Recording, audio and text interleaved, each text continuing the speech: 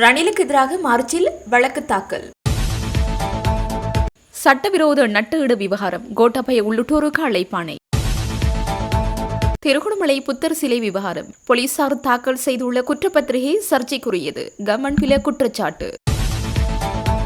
நபர் ஒருவரை தாக்கிய மாநகர சபை உறுப்பினர் கைது. சர்வதேச நாணய நிதிய கடன் திட்டத்தை தொடர இணக்கம். யாழ் பண்டத்தரப்பிலிருந்து ராணுவ முகாம் அகற்றப்பட்டது. ராஜபக்சக்களுக்கு சொந்தமான பெருந்தொகை பணத்தை முடக்கிய அனூர் அரசு. நாமல் சித்தாராமையா சந்திப்பு பின்னணி. அரசாங்கத்திற்கு 48 மணி நேர காலக்கெடு அரச வைத்திய அதிகாரிகள் சங்கம். இலங்கை தமிழ் அரசு கட்சிக்கும் கனடா தூதுவருக்கும் இடையே சந்திப்பு. தமிழ் தேசிய கட்சிகளுடன் இணைந்து கிவிலோயா திட்டத்தை முறியடிப்போம் சுரேஷ் பிரேமச்சந்திரன். பணம் படைத்த எல்லோருக்கும் உதவுவதற்கு மனம் வருவதில்லை வடக்கு மாகாண ஆளுநர் வேதநாயகன். அரசு கொண்டு வந்துள்ள பயங்கரவாதத்திலிருந்து அரசை காப்பாற்றக்கூடிய இச்சட்டமானது ஒட்டுமொத்தமாக இலங்கை வாழ் மக்களுக்கு பொருத்தமற்றது. மாவட்ட மீனவ கூட்டுறவு சங்க சமாசத்தின் செயலாளர். மாத்தளை நுவரெலியாவிலிருந்து வந்த மக்கள் ஜனாதிபதி செயலகத்திற்கு முன் போராட்டம். தரமற்ற நிலக்கரி இறக்குமதிக்கு அபராதம் வசூல். சர்வதேச நாணய நிதியத்தின் கடன் திட்ட உடன்படிக்கையில் எவ்வித மாற்றங்களும் இன்றி அதனை தொடர்ச்சியாக முன்னெடுத்துச் செல்ல இரு தரப்பினரும் இணக்கப்பாடு எட்டப்பட்டுள்ளது. டிட்வா புயலினால் ஏற்பட்ட சேதங்களை மதிப்பிடுவதற்காக இலங்கைக்கு வருகை தந்துள்ள சர்வதேச நாணய நிதியத்தின் பிரதிநிதிகளுக்கும் ஜனாதிபதி அனுரகுமார திசாநாயக்கவிற்கும் இடையிலான சந்திப்பு இன்று முற்பகல் ஜனாதிபதி செயலகத்தில் நடைபெற்றது. கடந்த 22ஆம் தேதி இலங்கைக்கு வருகை தந்த இந்த பிரதிநிதிகள் குழு நாடு முழுவதும் சுற்றுப்பயணம் மேற்கொண்டு டிட்வா புயலினால் ஏற்பட்ட சேதங்களை நேரில் பார்வையிட்டதுடன் பாதிக்கப்பட்ட மக்களையும் நேரடியாக சந்தித்து கலந்துரையாடினர். இலங்கை பொருளாதாரம் படிப்படியாக மீழ்ச்சியடைந்து வரும் வேளையில் இவ்வாறானதொரு அனர்த்தம் ஏற்பட்டமை குறித்து தமது வருத்தத்தை தெரிவித்த IMF பிரதிநிதிகள் சவால்களுக்கு மத்தியிலும் மக்களுக்கு நிவாரணம் வழங்கவும் உட்கட்டமைப்புகளை மேம்படுத்தவும் அரசாங்கம் எடுத்த விரைவான நடவடிக்கைகளை பாராட்டினர். அரசாங்கம் அனர்த்தத்தை கையாண்ட விதம் குறித்து மக்கள் மத்தியில் பெரும் வரவேற்பு காணப்படுவதாகவும் அவர்கள் சுட்டிக்காட்டினர். அத்துடன் கடந்த ஆண்டில் அரசாங்கம் கடைபிடித்த உயர் நிதி ஒழுக்கமானது இந்த சவாலை எதிர்கொள்வதற்கு முக்கிய காரணியாக அமைந்ததாக அவர்கள் தெரிவித்தனர். திரைசேரியில் மேலதிக உபரி நிதி காணப்படுவதன் காரணமாகவே அனர்த்த நிவாரண பணிகளுக்காக 500 பில்லியன் ரூபாய் மேலதிக மதிப்பீட்டை முன்வைக்க அரசாங்கத்தினால் முடிந்ததாக குறிப்பிட்ட அவர்கள் இதனை பெரிதும் பாராட்டினர். இலங்கை தற்போது சரியான பொருளாதார பாதையில் பயணிப்பதாக தெரிவித்த IMF பிரதிநிதிகள் நீடிக்கப்பட்ட நிதி வசதி திட்டத்தின் கீழ் 6வது தவணையை வழங்குவது தொடர்பான பேச்சுவார்த்தைகள் எதிர்வரும் மார்ச் மாதம் மீண்டும் ஆரம்பிக்கப்படும் என்றும் குறிப்பிட்டனர். எங்கு கருத்து தெரிவித்த ஜனாதிபதி அனுரகுமார திசாநாயக்க இந்த அனர்த்தத்தினால் வறுமையில் வாழும் கிராமப்புற மக்களே பெரிதும் பாதிக்கப்பட்டுள்ளதாகவும் அவர்களின் வாழ்வாதாரம் மற்றும் கிராமிய உட்கட்டமைப்புகள் சீர்குலைந்துள்ளதாகவும் சுட்டிக்காட்டினார். கிராமப்புற மக்களின் வாழ்வை மீண்டும் கட்டி எழுப்பவே இந்த 500 பில்லியன் ரூபாய் நிதி ஒதுக்கப்பட்டதாக அவர் விளக்கம் அளித்தார். இந்த நடவடிக்கை எக்காரணம் கொண்டு முறையான நிதி முகாமைத்துவத்திலிருந்து விலகிச் செல்லும் பொறுப்பற்ற செயல் அல்ல என்றும் ஜனாதிபதி தெளிவுபடுத்தினார். புள்ளி விவரங்களின் மூலமான பொருளாதார வெற்றிகள் உண்மையாகவே சாதாரண மக்களை சென்றடைய செய்வதே அரசின் நோக்கம் என்றும் நீண்டகாலமாக பாதிக்கப்பட்ட மக்களின் வாழ்க்கை தரத்தை உயர்த்துவதற்கு முன்னுரிமை அளிக்கப்படுவதாகவும் அவர் தெரிவித்தார். சர்வதேச நாணய நிதியத்தின் கடன் திட்ட உடன்படிக்கையில் எவ்வித மாற்றங்களுமின்றி அதனை தொடர்ச்சியாக முன்னெடுத்துச் செல்ல இரு தரப்பினரும் இதன்போது உடன்பட்டனர். இச்சந்திப்பில் இலங்கை அரசாங்கத்தின் சார்பில் அமைச்சர்களான கலாநிதி அனில் ஜெயந்த பெர்னாண்டோ, அமைச்சின் செயலாளர் கலாநிதி ஹர்சன சூரிய பெரும, மத்திய வங்கி ஆளுநர் கலாநிதி நந்தலால் வீரசிங்க மற்றும் ஜனாதிபதியின் சிரேஷ்ட பொருளாதார ஆலோசகர் துமிந்த ஹூலங்கமு ஆகியோர் கலந்து கொண்டனர். சர்வதேச நாணய நிதியத்தின் சார்பில் ஆசிய பசிபிக் திணைக்களத்தின் பணிப்பாளர் கிருஷ்ணா சீனிவாசன் உள்ளிட்ட உயர்மட்ட பிரதிநிதிகள் கலந்து கொண்டனர்.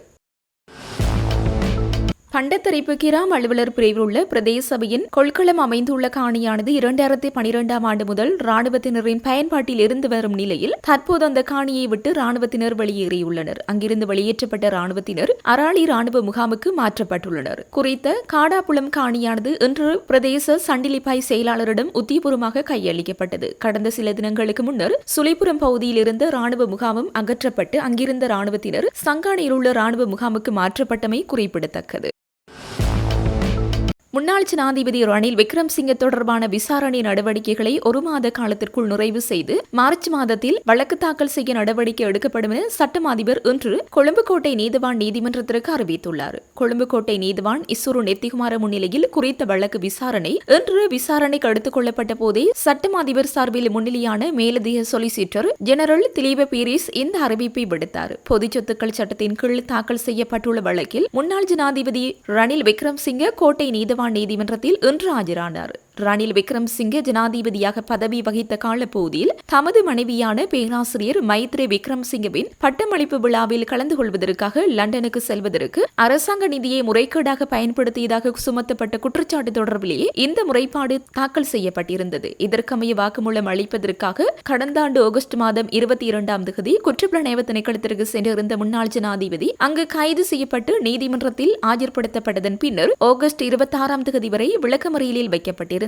அதன் பின்னர் முன்னாள் ஜனாதிபதியின் உடல்நிலை மோசமடைந்த நிலையில் அவர் கொழும்பு தேசிய வைத்தியசாலையில் அனுமதிக்கப்பட்டு சிகிச்சை பெற்று வந்தார். அதன் பின்னர் அவர் சார்பில் சமர்ப்பிக்கப்பட்ட மருத்துவ அறிக்கைகளை பரிசீலித்த கோட்டை நீதிவான் நிலுப்புலி லங்காபுர தலா 50 லட்சம் ரூபாய் பெறுமதியான 3 சரீர பிணைகளில் செல்ல அனுமதியை வழங்கியிருந்தமை குறிப்பிடத்தக்கது. கடந்த 26ஆம் தேதி இலங்கை மற்றும் மாலைதீவுகளுக்கான கனேடிய உயர்ஸ்தானிகர் இசபெல் மார்டின் இலங்கை தமிழ் அரசு கட்சி பதில் தலைவர் CVK சிவஞானம் மற்றும் பதில் பொதுச் செயலாளர் MA சுமந்திரனையும் யாழ்ப்பாணத்தில் உள்ள தனியார் விடுதியில் சந்தித்து உரையாடியிருந்தார். இந்த சந்திப்பில் தமிழ் மக்களின் நியாயமான கோரிக்கைகளின் நிலைப்பாட்டினையும் கனடா தொடர்ச்சியாக ஆதரித்து வரும் நிலையில் அதற்காக இலங்கை தமிழ் அரசு கட்சியினர் நன்றி தெரிவித்ததோடு தொடர்ந்தும் எதிர்காலத்தில் அத்தகைய ஆதரவை நாம் நாடி நிற்பதை அவருக்கு தெரியப்படுத்தியதாக பதில் பொதுச் செயலாளர் MA சுமந்திரன் தெரிவித்தார். முன்னாள் அமைச்சர் அஜித் பி பெரேரா தலைமையில் இன்று பிற்பகல் களுத்துறை நகரில் ஐக்கிய மக்கள் சக்தியின் செயற்பாட்டாளர்களால் முன்னெடுக்கப்பட்ட போராட்டத்தின் போது நபர் ஒருவரை தாக்கிய குற்றச்சாட்டில் களுத்துறை மாநகர சபை உறுப்பினர் ஒருவர் கைது செய்யப்பட்டுள்ளார். களுத்துறை மாநகர சபை உறுப்பினர் ஜெயநாத் நவரத்ன என்பவரே களுத்துறை தெற்கு தலைமையக போலீசாரால் இவ்வாறு கைது செய்யப்பட்டுள்ளார். வீதியில் மோட்டார் சைக்கிளில் சென்று கொண்டிருந்த நபர் ஒருவர் போராட்ட இடத்திற்கு அருகில் தனது வாகனத்தை நிறுத்தி சோறு உண்ணும் மாடுகள் இன்னும் இருக்கின்றனவா என கூறியுள்ளார். இதனால் ஆத்திரமடைந்த குறித்த மாநகர சபை உறுப்பினர் அவர் மீது தாக்குதல் நடத்தியதாக கூறப்படுகிறது. வாதுவ பொத்துப்பட்டிய பகுதியைச் சேர்ந்த இளைஞர் ஒருவரை இவ்வாறு தாக்குதலுக்கு உள்ளாகியுள்ளார். தாக்குதலின் பின்னர் அவர் களுத்துறை தெற்கு போலீஸ் நிலையத்திற்கு சென்று முறைப்பாடு செய்துள்ளார். இதேவேளை குறித்த நபர் தமது அமைதியான போராட்டத்திற்கு இடையூறு விளைவித்ததாக தெரிவித்து அந்த மாநகர சபை உறுப்பினரும் முறைப்பாடு செய்துள்ளதாக போலீசார் தெரிவித்தனர். எவ்வாறாயினும் தாக்குதலுக்கு உள்ளானவர் கைது செய்யப்பட்டதன் பின்னர் போலீஸ் பிணையில் விடுவிக்கப்பட்டதாக போலீசார் தெரிவித்தனர். இதுகுறித்து முன்னாள் அமைச்சர் அஜித் பி பெரேராவிடம் கேட்டபோது இவ்வாறான ஒரு சம்பவம் ஒன்று பதிவாகியுள்ள போதிலும் தான் அந்த நேரத்தில் அங்கு இருக்கவில்லை என தெரிவித்தார். களுத்துறை தெற்கு தலைமையக போலீசார் இச்சம்பவம் குறித்து மேலதிக விசாரணைகளை முன்னெடுத்து வருகின்றனர். திருகோணமலை போதிராஜ விகாரையில் புத்தர் சிலை தொடர்பான வழக்கில் பௌத்த பிக்குகளுக்கு எதிராக போலீசார் தாக்கல் செய்துள்ள குற்றப்பத்திரிகை சர்ச்சைக்குரியது என முன்னாள் அமைச்சர் உதய கமன்பில தெரிவித்துள்ளார். திருகோணமலை நீதவான் நீதிமன்றத்திற்கு இன்று சென்றிருந்த அவர் ஊடகவியலாளர்களுக்கு கருத்து தெரிவிக்கும் போது இதனை குறிப்பிட்டுள்ளார். தொடர்ந்தும் தெரிவிக்கையில் வழக்கின் குற்றவாளிகளுக்கு போலீசாரால் தாக்கல் செய்யப்பட்டிருந்த குற்றப்பத்திரிகைகளில் போலீசாரை பிக்குகள் தாக்கியதாக குறிப்பிடப்பட்டிருக்கிறது. போலீசார் பிக்குகளை தாக்கியதை முழு நாடுமே பார்த்தது. விகாரைக்கு வந்தது போலீசார். முத்துக்குடை உடைமறை தாக்கியவர்கள் போலீசார். ஆனால் அநீதியாக அசாதாரணமாக பல குற்றச்சாட்டுகளை சுமத்தி இருந்ததால் அனைத்து குற்றவாளிகளும் தாங்கள் நிரபராதிகள் என தெரிவித்துள்ளனர். இந்த நாட்டில் மதங்களுக்கு இடையில் பிரச்சனைகளை ஏற்படுத்தும் விதத்திலேயே போலீசார் செயற்படுகின்றனர். கத்தோலிக்க மதகுரு ஒருவர் போலீசாரால் தாக்கப்பட்டதாக செய்த முறைப்பாட்டில் 6 போலீசார்கள் உடனடியாக கைது செய்யப்பட்டுள்ளனர். ஆனால் பிக்குகள் செய்த முறைப்பாட்டுக்கு எவ்வித நடவடிக்கையும் இதுவரை எடுக்கப்படவில்லை என குறிப்பிட்டுள்ளார். ஈழமக்கள் புரட்சிகர விடுதலை முன்னணியின் அரசியல் குழு நேற்று மெய்நிகர் மூலமாக கூடியது. இதில் பேசப்பட்ட விடயங்கள் தொடர்பில் கட்சியின் தலைவர் சுரேஷ் பிரேமச்சந்திரன் ஊடக அறிக்கையொன்றினை வெளியிட்டுள்ளார். அதில் தெரிவிக்கப்பட்டிருப்பதாவது: இலங்கை அரசாங்கம் மாகாண சபை தேர்தல் தொடர்பாக பாராளுமன்ற தெரிவுக்குழு அமைத்திருப்பதால் மாகாண சபை தேர்தல்கள் பல வருடங்கள் தள்ளி போகலாம் என்ற கருத்துக்கள் முன்வைக்கப்பட்டதுடன் தேர்தலை மிக விரைவில் நடாத்துவதற்கான அழுத்தங்களை ஏனைய கட்சிகளுடன் இணைந்து உருவாக்க வேண்டும் எனவும் மாகாண சபை தேர்தலின் அவசியத்தை ராஜதந்திர சமூகத்திற்கு எடுத்துரைக்க வேண்டும் என்றும் முடிவு செய்யப்பட்டது.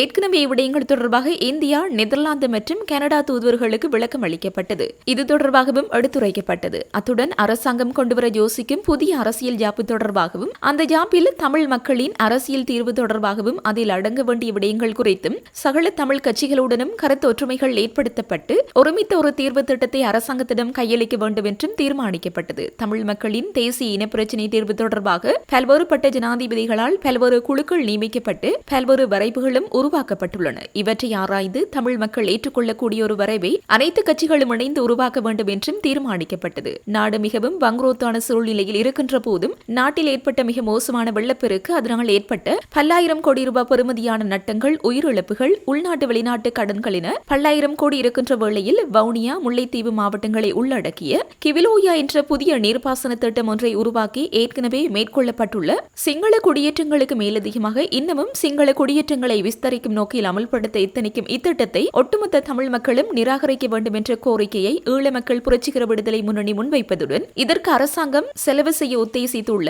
23,500 கோடி ரூபாவை எப்படி புரட்டப் போகின்றார்கள் என்பதை அரசாங்கம் இலங்கை மக்களுக்கும் சர்வதேச சமூகத்திற்கும் வெளிப்படுத்த வேண்டும் என்றும் தீர்மானிக்கப்பட்டது. கிவிலோயா திட்டத்திற்கு எதிராக நடைபெறவுள்ள போராட்டத்தில் ஜனநாயக தமிழ் தேசிய கூட்டணியுடன் ஈழ மக்கள் புரட்சிகர விடுதலை முன்னணியும் கலந்து கொள்ள வேண்டும் என்றும் தீர்மானிக்கப்பட்டது.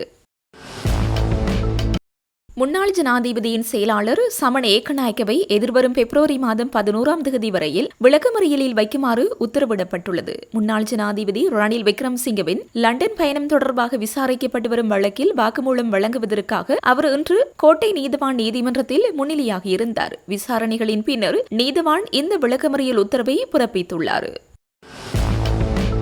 போரின் இறுதி காலத்தில் நான் கிளிநொச்சி மாவட்ட செயலாளராக கடமையாற்றியவன் என்ற வகையில் இப்பகுதி மக்கள் அனுபவித்த வேதனைகளை நான் நன்கறிவேன். பாதிக்கப்பட்ட மக்களின் வாழ்வாதாரம் உயர வேண்டும் என்பதை எமது நோக்கம். பணம் படைத்த எல்லோருக்கும் உதவுவதற்கு மனம் வருவதில்லை. ஆனால் சிங்கப்பூரைச் சேர்ந்த துறை குடும்பத்தினருக்கு அந்த தாய் உள்ளம் வந்திருக்கின்றது என வடக்கு மாகாண ஆளுநர் வேதநாயகன் தெரிவித்தார்.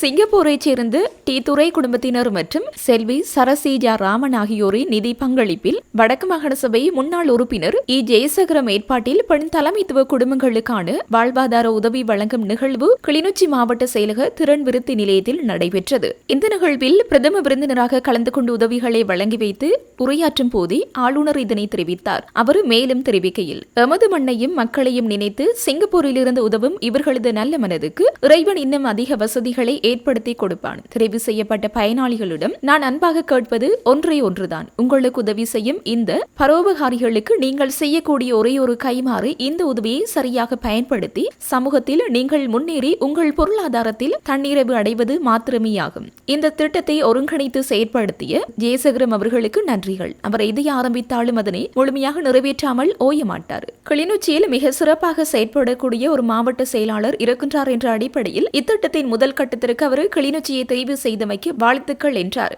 வடக்கு மாகாணத்தில் வறுமை கோட்டுக்குட்பட்ட 1000 பெண் தலைமைத்துவ குடும்பங்களுக்கு வாழ்வாதார உதவிகளை வழங்கும் இத்திட்டத்தின் முதல் கட்டமாக கிளிநொச்சி மாவட்டத்தைச் சேர்ந்த 191 குடும்பங்களுக்கு இன்று உதவிகள் வழங்கப்பட்டன. இதற்காக 1,44,24,400 ரூபாய் செலவிடப்பட்டுள்ளது. அடுத்த கட்ட உதவிகள் முல்லைத்தீவு, மன்னார், வவுனியா மற்றும் யாழ்ப்பாணம் ஆகிய மாவட்டங்களுக்கு விரிவுபடுத்தப்பட உள்ளன. இந்த நிகழ்வில் பாராளுமன்ற உறுப்பினர் ஸ்ரீதரன், கிளிநொச்சி மாவட்ட செயலாளர் முரளிதரன், திட்ட ஏற்பாட்டாளரும் முன்னாள் மாகாண சபை உறுப்பினருமான ஜெயசகரம், மாவட்ட செயலக பதவியினர்கள் மற்றும் பயனாளிகள் கலந்து கொண்டனர். அரசு கொண்டு வந்துள்ள பயங்கரவாதத்திலிருந்து அரசை காப்பாற்றக்கூடிய இச்சட்டமானது ஒட்டுமொத்தமாக இலங்கை வாழ் மக்களுக்கு பொருத்தமற்றது. பயங்கரவாத தடை சட்டத்தை எவ்வாறு நீக்க வேண்டும் என்று நாங்கள் கோரிக்கை விடுத்தோமா, அதே போன்றுதான் இந்த சட்டமும் எந்த திருத்தமுமின்றி நீக்கப்பட வேண்டும் என மன்னார் மாவட்ட மீனவ கூட்டுறவு சங்கத்தின் சமாசத்தின் செயலாளர் என்.எம். ஆலம் தெரிவித்தார். தேசிய மீனவ ஒத்துழைப்பு இயக்கத்தின் மன்னார் நேசக்கரம் பிரஜைகள் குழுவின் பெண்கள் அமைப்பு ஏற்பாடு செய்த ஊடக சந்திப்பு இன்று மதியம் மன்னாரில் உள்ள அலுவலகத்தில் இடம்பெற்றது. இதன்போது கலந்து கொண்டு கருத்து தெரிவிக்கையிலே அவர் இவ்வாறு தெரிவித்தார். அவர் மேலும் தெரிவிக்கையில், வணக்கம், நான் முகமது ஆலம், மன்னார் மாவட்ட மீனவ கூட்டுறவு சங்க சமாஜத்தின் செயலாளர்.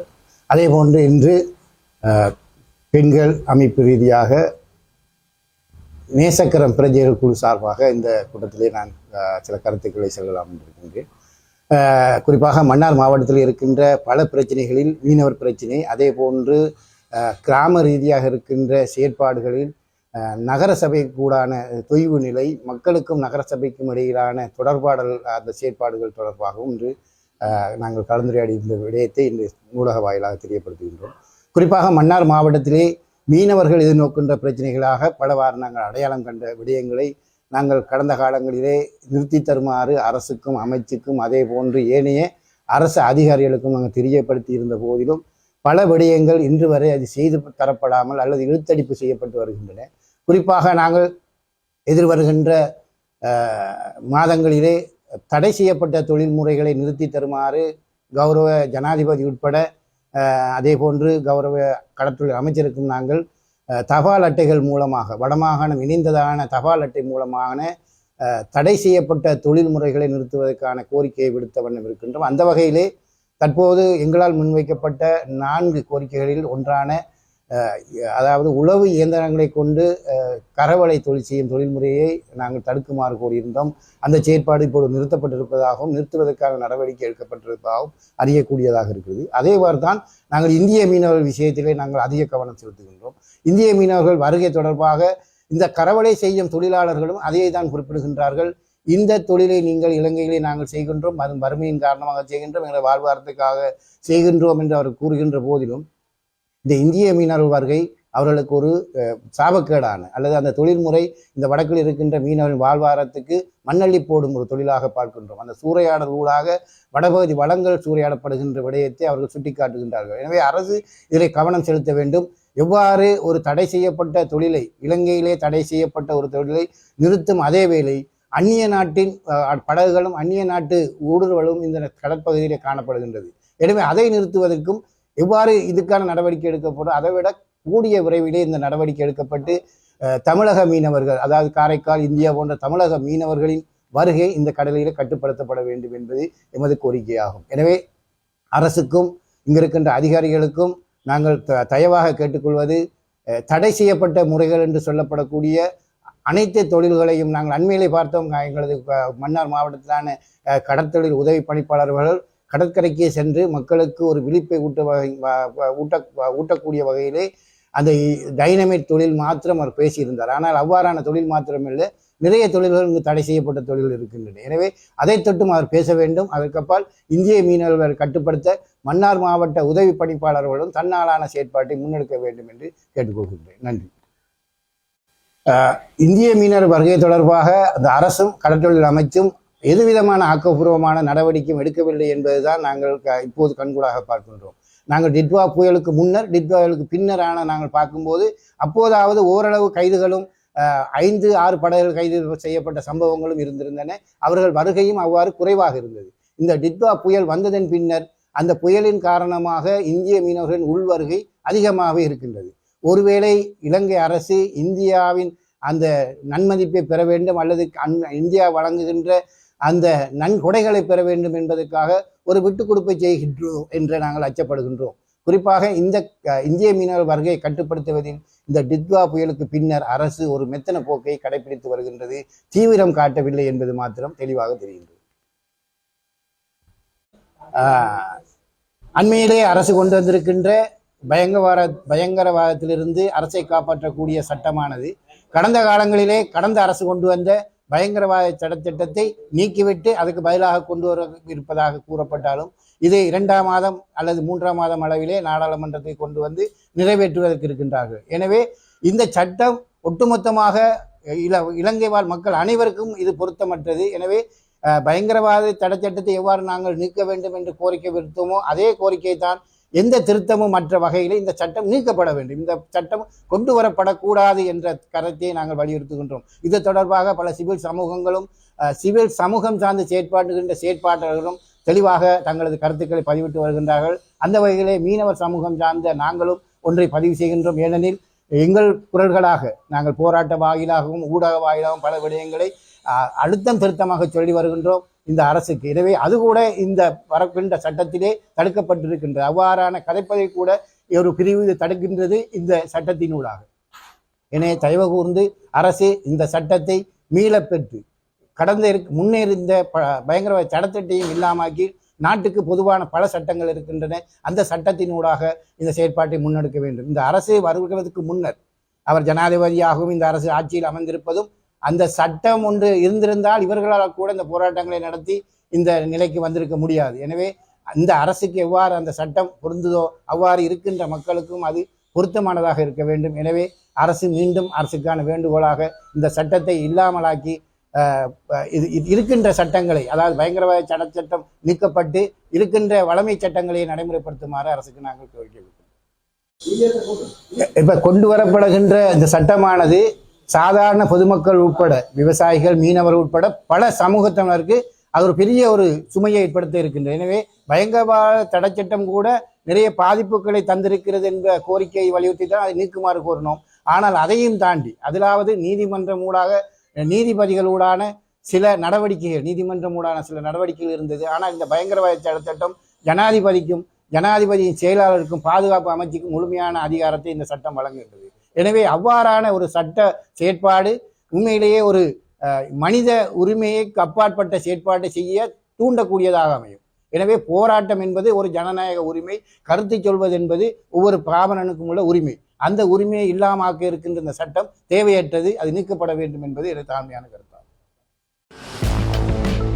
முன்னாள் ஜனாதிபதி மஹிந்த ராஜபக்சவின் பதவிக்காலத்தில் அவரது மனைவி ஷிரந்தி ராஜபக்சவினால் முன்னெடுக்கப்பட்ட சிறிலிய கணக்கு விண்ணப்ப படிவம் காணாமல் போயுள்ளதாக தெரியவந்துள்ளது. குறித்த வங்கிக் கணக்கை ஆரம்பிக்கும் போது சமர்ப்பிக்கப்பட வேண்டிய விண்ணப்ப படிவம் தற்போது வங்கியில் இல்லை என பொதுமக்கள் பாதுகாப்பு பிரதியமைச்சர் சுனில் வட்டகள தெரிவித்துள்ளார். உரிய ஆவணங்கள் இல்லாத காரணத்தினால் தற்போது கணக்கின் செயற்பாடுகள் அனைத்தும் இடைநிறுத்தப்பட்டு முடக்கப்பட்டுள்ளது என அவர் கூறியுள்ளார். இந்த கணக்கு இடைநிறுத்தப்படும் போது அதில் 44 மில்லியன் ரூபாய் பணம் காணப்பட்டுள்ளது.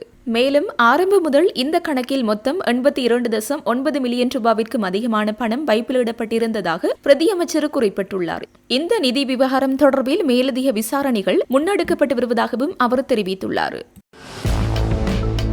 ஸ்ரீலங்கா பொதுஜன பெரமுனவின் நாடாளுமன்ற உறுப்பினர் நாமல் ராஜபக்ச இந்தியாவின் கர்நாடக மாநில முதலமைச்சர் சித்தாராமையாவை பெங்களூரில் சந்தித்து கலந்துரையாடினார். இந்த சந்திப்பு குறித்து தனது எக்ஸ் தளத்தில் பதிவிட்டுள்ள நாமல் ராஜபக்ச இந்தியாவின் மிக மூத்த மற்றும் மதிப்பிற்குரிய தலைவர்களில் ஒருவருடன் உரையாடுவதை கௌரவமாக கருதுவதாக குறிப்பிட்டுள்ளார். குறித்த சந்திப்பின் போது இந்தியா மற்றும் இலங்கை இடையிலான இருதரப்பு உறவுகளை மேலும் வலுப்படுத்துவது குறித்து விரிவாக ஆராயப்பட்டது. அத்துடன் கர்நாடகாவின் அபிவிருத்தி மற்றும் அங்கு நடைமுறைப்படுத்தப்படும் சமூக நலத்திட்டங்கள் குறித்து கேட்டறிந்துள்ளார். மேலும் இந்தியாவின் தகவல் தொழில்நுட்ப மையமாக விளங்கும் கர்நாடகாவின் அனுபவங்கள் மற்றும் தொழில்நுட்ப முன்னேற்றங்கள் குறித்தும் ஆலோசிக்கப்பட்டுள்ளது.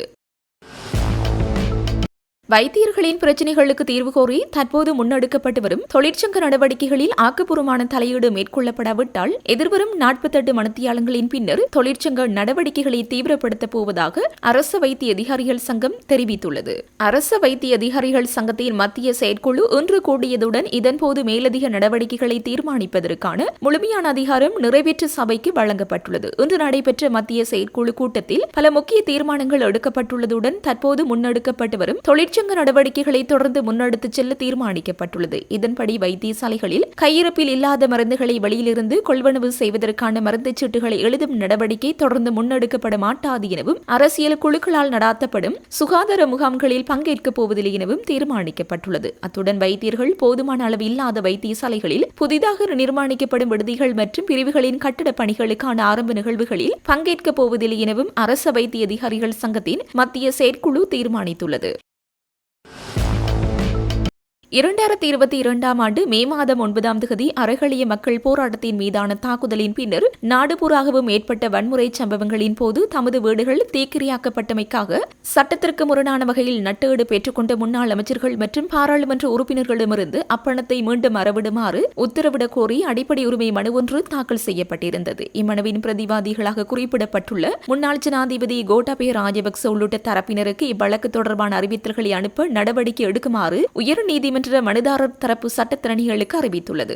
உயர் நீதிமன்றம் மனுதாரர் தரப்பு சட்டத்திறனிகளுக்கு அறிவித்துள்ளது. அதற்கமைய குறித்த மனுவின் பிரதிவாதிகளாக பெயரிடப்பட்டுள்ள முன்னாள் ஜனாதிபதி கோட்டாபய ராஜபக்சவின் முன்னாள் பாதுகாப்பு செயலாளர் ஓய்வு பெற்ற மேஜர் ஜெனரல் கமல் குணரத்ன, முன்னாள் போலீஸ் மாதிபர் சி.டி. விக்ரம்ரத்ன, முன்னாள் கடற்படை தளபதி நிஷாந்த் உலகேதன், முன்னாள் பொதுமக்கள் பாதுகாப்பு அமைச்சர்களான பிரசன்ன ரணதுங்க, டிரான் அலஸ் மற்றும் பொதுமக்கள் பாதுகாப்பு அமைச்சின் முன்னாள் செயலாளர் ஜகத் அல்விஸ் ஆகியோருக்கு அறிவித்தல்களை அனுப்ப நடவடிக்கை எடுக்குமாறும் நீதிமன்றம் மனுதாரர் தரப்பு சட்டத்திறனிகளுக்கு பிறப்பித்த உத்தரவில் மேலும் குறிப்பிடப்பட்டுள்ளது. அனர்த்தங்களினால் இடம்பெயர்ந்த மலையக தமிழ் மக்களுக்கு காணி மற்றும் வீடுகள் வழங்கப்பட வேண்டும் என வலியுறுத்தி மாத்தளை மற்றும் நுவரெலியா மாவட்டங்களைச் சேர்ந்த மக்கள் இன்று ஜனாதிபதி செயலகத்திற்கு முன்பாக ஆர்ப்பாட்டம் ஒன்றை முன்னெடுத்தனர். இந்த போராட்டத்தின் ஒரு பகுதியாக சம்பந்தப்பட்ட அதிகாரிகளிடம் மக்கள் மனு ஒன்றும் கையளிக்கப்பட்டது. இடம்பெயர்ந்து வாழும் மலையக தமிழ் மக்களின் நீண்டகால கோரிக்கைகளுக்கு தீர்வு காண வேண்டும் என போராட்டத்தில் ஈடுபட்டவர்கள் வலியுறுத்தினர். மலையக தமிழ் மக்களின் காணி, வீடு, மாதாந்த சம்பளம் மற்றும் குடியுரிமை வெல்லும் வரை போராடுவோம் என்ற தொனிப்பொருளில் இந்த போராட்டம் முன்னெடுக்கப்படுவதாக ஏற்பாட்டாளர்கள் தெரிவித்தனர். சமூக நீதிக்கான மலையக வெகுஜன அமைப்பின் ஏற்பாட்டில் நடைபெற்ற இந்த போராட்டத்தில் இயற்கை அனர்த்தங்கள் காரணமாக இடம்பெயர்ந்து தற்காலிகமாக வாழும் மக்களின் வாழ்க்கை சிக்கல்கள் தொடர்பில் அரசின் கவனத்தை ஈர்க்கும் நோக்கம் முன்னிலைப்படுத்தப்பட்டது. இந்த ஆர்ப்பாட்டத்தில் மாத்தளை மாவட்டத்தைச் சேர்ந்த கம்மடுவ கிராம மக்கள், நுவரெலியா மாவட்டத்தைச் சேர்ந்த எஸ்கடல் மற்றும் கொன்கோடியா கிராம மக்கள் பெருமளவில் கலந்து கொண்டனர். போராட்டத்தில் ஈடுபட்டவர்கள் காணியுரிமை இல்லாமை, நிரந்தர வீடுகள் இல்லாத நிலை, போதிய மாதாந்த வருமானம் இல்லாதது மற்றும் குடியுரிமை தொடர்பான பிரச்சினைகள் ஆகியவை தங்களின் பிரதான சவால்களாக இருப்பதாக தெரிவித்தனர். மலையக தமிழ் மக்கள் பல தசாப்தங்களாக எதிர்கொண்டு வரும் இந்த அடிப்படை பிரச்சினைகளுக்கு நிரந்தர தீர்வு வழங்க அரசாங்கம் உடனடியாக தலையிட வேண்டும் என போராட்டக்காரர்கள் வலியுறுத்தினர். மேலும் இடம்பெயர்ந்த மக்களுக்கு பாதுகாப்பான வாழ்வாதார சூழல் உருவாக்கப்பட வேண்டும் என்றும் அரசின் மேல் குடியேற்றம் மற்றும் வீடமைப்பு திட்டங்களில் தங்களையும் உள்ளடக்க வேண்டும் என்றும் அவர்கள் கோரிக்கை விடுத்தனர். தேசிய மகளிர் ஆணைக்குழுவின் முதல் தலைவர் டாக்டர் ரமணி ஜெயசுந்தர இன்று ராஜினாமா செய்துள்ளதாக தெரிவிக்கப்படுகிறது. அவர் பதவியேற்று 4 மாதங்களுக்குள் ஆணைக்குழுவை செயல்படுத்த அரசாங்கத்திடமிருந்து போதிய ஆதரவு இல்லாத காரணம் காட்டியே ராஜினாமா செய்துள்ளார். ரமணி ஜெயசுந்தர தனது ராஜினாமா கடிதத்தை நேற்று ஜனாதிபதியிடம் சமர்ப்பித்துள்ளார். 2024 நடைமுறைக்கு வந்த பெண்களுக்கு அதிகாரம் வழங்கும் சட்டத்தின் கீழ் நிறுவப்பட்ட இந்த ஆணைக்குழு இலங்கையில் பெண்களுக்கான முதல் ஆணைக்குழுவாகும். 2025 செப்டம்பரில் ரமணி ஜெயசுந்தரவுடன் நியமிக்கப்பட்ட நாளிலிருந்து ஆணைக்குழுவுக்கு நிதி வழங்கவோ, சுயாதீனமாக அலுவலக வசதிகளை வழங்கவோ, ஊழியர்களை ஒதுக்கவோ அரசாங்கம் தவறிவிட்டது. பெண்கள் அதிகாரமளித்தல் குறித்த தேசிய கொள்கை உருவாக்கி செயல்படுத்தப்படுவது ஆணைக்குழுவின் பணியாகும். பெண்களின் உரிமை மீறல்களை விசாரிக்கவும் இதற்கு அதிகாரம் அளிக்கப்பட்டுள்ளது. யாழ்ப்பாணம் சாவகச்சேரி தம்பு தோட்டத்தில் அமைந்துள்ள 523வது ராணுவ படைப்பிரிவு முகாமில் ராணுவ சிப்பாய் ஒருவர் தன்னை தானே துப்பாக்கியால் சுட்டுக் கொண்ட நிலையில் படுகாயமடைந்து வைத்தியசாலையில் அனுமதிக்கப்பட்டுள்ளதாக தெரிவிக்கப்படுகின்றது. இன்று காலை 6 மணியளவில் குறித்த ராணுவ சிப்பாய் தன்னைத்தானே சுட்டுக் கொன்றதாக தெரிவிக்கப்படுகின்றது. குருநாகல் பிரதேசத்தைச் சேர்ந்த 32 வயதுடைய HMW B பண்டார என்பவரே இவ்வாறு காயமடைந்தவர் ஆவார். வயிற்று பகுதியில் படுகாயமடைந்தவர் முதலில் சாவகச்சேரி ஆதார வைத்தியசாலையில் அனுமதிக்கப்பட்ட பின்னர் மேலதிக சிகிச்சைக்காக யாழ்ப்பாணம் போதனா வைத்தியசாலைக்கு மாற்றப்பட்டுள்ளார். துப்பாக்கிச் சூட்டுக்கான காரணம் இதுவரை கண்டறியப்படாத நிலையில் இது தொடர்பான மேலதிக விசாரணைகளை போலீசார் மேற்கொண்டு வருகின்றனர். தரமற்ற நிலக்கரி விநியோகத்திற்காக சம்பந்தப்பட்ட நிறுவனத்திடமிருந்து சுமார் 2.1 மில்லியன் அமெரிக்க டாலர் அபராதம் வசூலிக்கப்பட்டுள்ளதாக இலங்கை நிலக்கரி நிறுவனத்தின் பொது முகாமையாளர் நாமல் கேவகே தெரிவித்துள்ளார். சர்ச்சைக்குரிய நிலக்கரி இறக்குமதி விவகாரம் குறித்து தெளிவுபடுத்துவதற்காக இன்று அரசாங்க தகவல் திணைக்களத்தில் நடைபெற்ற விசேட ஊடகவியலாளர் சந்திப்பில் கலந்து கொண்டு கருத்து தெரிவிக்கும் போது இவர் இதனை தெரிவித்தார். லக்விச்சிய நிலக்கரி மின் நிலையத்தின் நிபுணர்கள் முன்னிலையில் நிலக்கரி மாதிரிகள் பெறப்பட்டு அவை மேலதிக பரிசோதனைகளுக்காக இந்தியாவுக்கு அனுப்பப்பட்ட அவர் குறிப்பிட்டார். எவ்வாறாயினும் 2வது நிலக்கரி கப்பலின் மாதிரி அறிக்கைகளில் எவ்வித சிக்கல்களும் இல்லை என அவர் கூறினார். அத்துடன் 3வது மற்றும் 4வது கப்பல்களிலிருந்து நிலக்கரி இறக்கும் பணிகள் தற்போது நடைபெற்று வருவதாகவும் அவர் மேலும் தெரிவித்தார். நிலக்கரி எரிப்பு மூலம் உருவாகும் சாம்பலினால் சூழலுக்கு எவ்வித பாதிப்பும் ஏற்படாது என உறுதியளிக்க முடியும் எனவும் அவர் தெரிவித்தார். இதுகுறித்து சம்பந்தப்பட்ட நிபுணர்களிடம் கேட்டறிந்ததாகவும் இதன்போது அவர்கள் இது தொடர்பாக தனக்கு தெளிவுபடுத்தியதாகவும் அவர் குறிப்பிட்டார். நிலக்கரியை பயன்படுத்தும் போது 2 வகையான சாம்பல் உருவாகுவதாகவும் அவை பறக்கும் சாம்பல் மற்றும் அடிச்சாம்பல் எனவும் இந்த சாம்பல்களால் சூழலுக்கு எவ்வித பாதிப்பும் ஏற்படாது என்றும் அவர் தெரிவித்தார். மேலும் பறக்கும் சாம்பலுக்கு அதிக கேள்வி நிலவுவதால் அதற்கென விசேடமாக தயாரிக்கப்பட்ட இயந்திரங்களை பயன்படுத்தி சூழலுக்கு திறந்த நிலையில் இல்லாத வகையில் வாடிக்கையாளர்கள் அதனை எடுத்துச் செல்வதனை நிபுணர்கள் உறுதிப்படுத்தியுள்ளதாகவும் அவர் தெரிவித்தார். எனவே பறக்கும் சாம்பலினால் சூழலுக்கு எவ்வித பாதிப்பும் ஏற்படாது என அவர் மேலும் தெரிவித்தார். பயணிகள் போக்குவரத்து சேவை விதிமுறைகளை மீறி கைபேசியை பயன்படுத்தியவாறு பேருந்தை செலுத்திய தனியார் பேருந்து சாரதியொருவர் சேவையிலிருந்து இடைநிறுத்தப்பட்டுள்ளதுடன் பாடசாலை மாணவர்களை ஏற்றாமல் சென்ற மற்றொரு தனியார் பேருந்தின் சாரதி மற்றும் நடத்துனருக்கு கடுமையான உத்தியபூர்வ எச்சரிக்கை வழங்கப்பட்டுள்ளது என வடக்கு மாகாண வீதி பயணிகள் போக்குவரத்து அதிகார சபையின் தலைவர் பொறியியலாளர் S. விமலேஸ்வரன் தெரிவித்தார். இது தொடர்பில் அவர் வெளியிட்டுள்ள அறிக்கையில் மேலும் தெரிவிக்கப்பட்டுள்ளதாவது: கடந்த 25/1/2026 அன்று காலை 9:45 மணியளவில் மன்னாரிலிருந்து புறப்பட்ட தனியார் பேருந்தின் சாரதி தனங்கிழப்பு வரையிலான பயணத்தின் போது வீதி பாதுகாப்பு மற்றும் சேவை விதிமுறைகளை மீறி கைபேசியில் உரையாடியவாறு பேருந்தை செலுத்தியமை தொடர்பில் காணொலி ஆதாரங்களுடன் முறைப்பாடொன்று அதிகார சபைக்கு கிடைக்கப்பெற்றிருந்தது. அம்முறைப்பாட்டின் அடிப்படையில் முன்னெடுக்கப்பட்ட விசாரணைகளின் முடிவில் குறித்த பேருந்து சாரதி மேலதிக அறிவித்தல் வரும் வரை சேவையிலிருந்து இடைநிறுத்தப்பட்டுள்ளார். அதேவேளை கடந்த 23/1/2026 அன்று மதியம் 1:45 மணியளவில் மாங்குளம் மகா வித்தியாலய மாணவர்கள் ஏற்றாமல் சென்ற தனியார் பேருந்து தொடர்பில் பாடசாலை நிர்வாகத்தினால் அதிகார சபைக்கு எழுத்து மூலமான முறைப்பாடொன்று சமர்ப்பிக்கப்பட்டிருந்தது. அதற்கமைய குறித்த பேருந்தின் சாரதி மற்றும் நடத்துனர் விசாரணைக்கு அழைக்கப்பட்டு விசாரணைகள் மேற்கொள்ளப்பட்டதுடன் அவர்களுக்கு உத்தியபூர்வமாக கடும் எச்சரிக்கையும் வழங்கப்பட்டுள்ளது. பொது போக்குவரத்து சேவைகளின் தரமும் பயணிகளின் பாதுகாப்பும் உறுதிப்படுத்தப்பட வேண்டிய விடயங்களாகும். எனவே இவ்வாறான விதிமீறல்கள் தொடர்பில் பொதுமக்கள் ஆதாரங்களுடன் முறைப்பாடுகளை முன்வைக்கும் பட்சத்தில் சம்பந்தப்பட்டவர்களுக்கு எதிராக தயங்காமல் உரிய நடவடிக்கைகளை மேற்கொள்ளப்படும் எனவும் அதிகார சபையின் தலைவர் தெரிவித்துள்ளார்.